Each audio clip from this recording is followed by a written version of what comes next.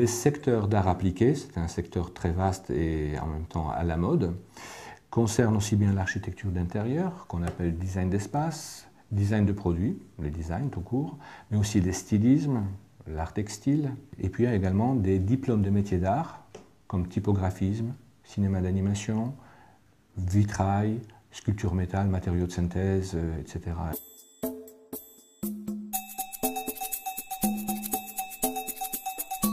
Nous sommes en classe de seconde, qui est une classe très particulière dans la mesure où c'est encore une seconde générale. Il y a une forte proportion d'art appliqué, mais il faut bien comprendre que certains de ces élèves continueront leurs études dans une autre voie. Le but des cours de seconde est de les former en quelque sorte à une culture générale qui leur servira quelle que soit la poursuite de leurs études. Donc c'est une éducation du regard. Ils sont abreuvés d'images et les subissent sans savoir les analyser. Je veux qu'en sortant de ce cours, ils aient un regard critique sur tout ce qu'ils ont vu. Nous sommes devant une classe de première STI, art appliqué. La notion de projet est très importante dans cette année de première, justement, pour travailler en relation. Tout au long de la première et bien sûr tout au long de la terminale, on affine son projet en fonction de ses goûts, de ses compétences, pour après réussir au mieux ses études supérieures. Et on peut tout à fait changer de projet en cours de route.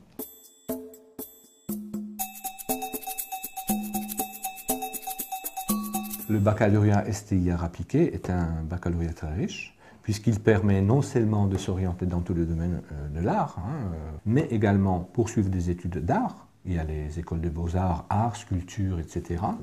Mais aussi les facultés, art plastique, histoire de l'art. Dans la section STI art appliqué, l'enseignement général est très important, au moins aussi important que l'enseignement en art appliqué. Dans les matières artistiques, on retrouve un certain nombre d'éléments que l'on développe en mathématiques, la rigueur, l'analyse de l'énoncé et savoir avoir de l'imagination en respectant des contraintes. Aujourd'hui, on va travailler le rapport au corps dans l'espace par rapport à la verticalité en prenant compte du sol.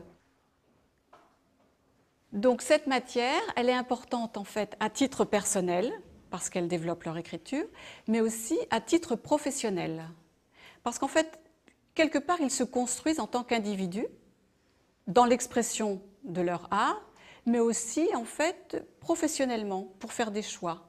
Dans les programmes, il y a 4 domaines que nous devons enseigner, à savoir l'espace et l'architecture, l'objet, donc design, le textile et la communication. 3 dimensions importantes de la philosophie en terminale. Tout d'abord, leur permettre de se forger une distance critique, une réflexion critique sur les choses. Deuxièmement, le faire par le biais d'une communication, donc un souci de la langue française et des outils de communication. Et troisièmement, aussi l'acquisition d'un certain nombre de références. Il faut donc des élèves qui soient aptes à assumer l'ensemble. Donc pour ça, il faut une très bonne motivation au départ. Et puis, il faut en outre avoir un niveau correct dans l'ensemble des matières parce que la charge de travail étant lourde, on ne peut pas rattraper tout ce qui n'a pas été fait auparavant.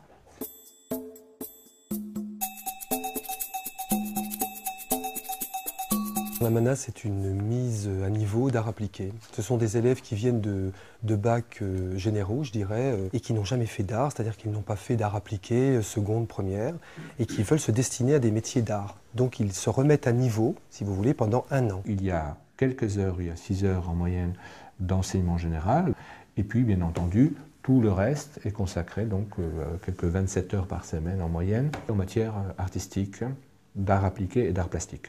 En classe de mise à niveau, on nous fait voir vraiment tous les univers et toutes les particularités des arts appliqués.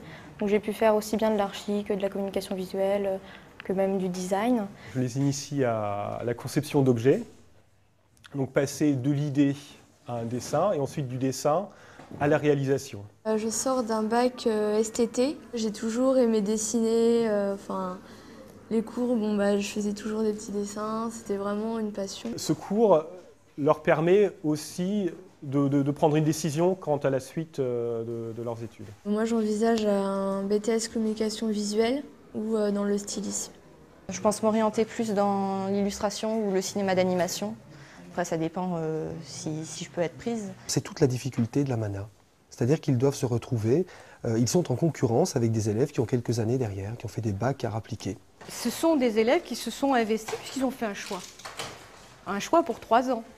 Donc ça, c'est quand même très très important dans leur démarche personnelle.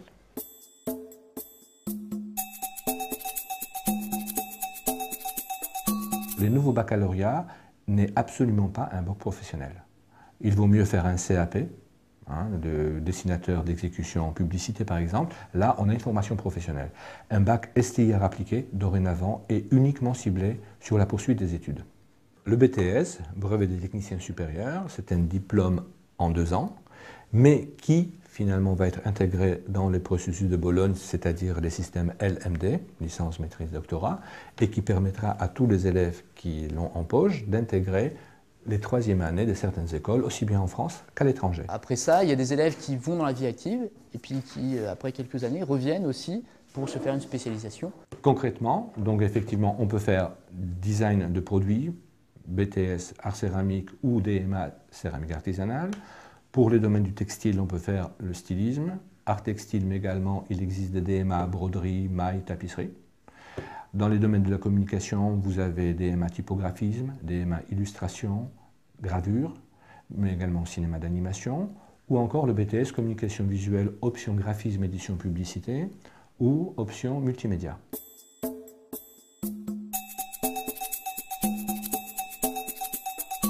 Le brevet des techniciens supérieurs, c'est un diplôme scolaire professionnalisant. Il y a un stage qui est intégré dans la formation, minimum 4 semaines pendant les grandes vacances. À partir du sujet qu'on leur donne, ils doivent faire l'analyse du produit, l'analyse du contexte, trouver une problématique, trouver des hypothèses de travail, faire des recherches et parmi toutes ces recherches, en faire un choix qui éventuellement serait mené au bout. Je suis en design produit 2e année. Ce qui a motivé mon choix, c'est de créer des objets, c'est tout ce côté un peu imaginaire. C'est aider les gens dans leur vie, dans leur quotidien, en leur présentant des objets qui vont leur servir. Alors l'outil informatique permet de mettre en scène ce qu'on crée et de voir aussi si les formes sont bien définies et si ça peut marcher dans le réel. On est obligé, si vous voulez, de les amener à avoir un regard critique par rapport à leur production. Se dire, est-ce que ce que j'ai fait correspond à ce que je veux, d'une part, est-ce que ce que j'ai fait communique? Est-ce que les gens vont comprendre quand je vais discuter avec eux? Est-ce qu'ils vont arriver à percevoir le projet?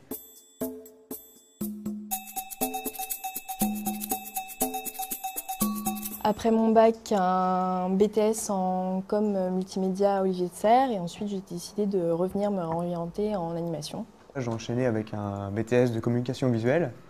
Et à l'issue de ça, donc c'était Bac+2, et à l'issue de ça, j'ai réussi à rentrer ici dans le DMA, animation, cinéma d'animation. Ce qui est très intéressant, c'est qu'on voit à peu près tous les postes que l'on peut faire en animation. Donc on a un aperçu général. Alors là, je suis en train de faire un exercice dans le cadre du cours de volume, donc pour nous apprendre à manipuler un peu un personnage, le construire avec une structure et voir comment ça fonctionne.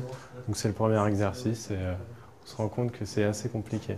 Donc le but c'est d'animer image par image des objets ou des marionnettes ou des choses qu'on a fabriquées. Ça peut être un personnage en réel tourné image par image, on appelle ça la pixie. Et sinon l'animation volume, c'est tout ce qui est Wallace et Gromit et qu'on connaît d'animation en pâte à modeler. Le DMA, diplôme de métier d'art, est un diplôme particulier dans la formation des arts appliqués, puisqu'il s'agit d'un diplôme peut-être plus professionnel, plus concret. Il faut avoir 3 blocs. Il y a un bloc d'enseignement général, un bloc enseignement artistique, un bloc enseignement professionnel. Chacun mène un projet tout au long de l'année. Donc on établit au préalable un petit scénario, un storyboard, quelques recherches graphiques, et ensuite tout passe, on modélise tout en 3D. Il y a tout ce travail de préparation, de mettre des squelettes, des éclairages, des textures.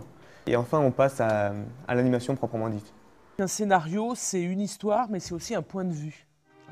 Donc ce qu'il leur est proposé, c'est des écritures successives, c'est des approches individuelles, collectives. Parce que pour créer un scénario, il leur faut une bible de personnages, il leur faut une culture assez importante, à la fois littéraire, de la bande dessinée, du cinéma d'animation, etc., etc. Donc ils ont une richesse et une unicité, et que je crois qu'on fait vraiment notre travail d'enseignant en leur permettant de développer ce qu'il y a d'unique et singulier en eux.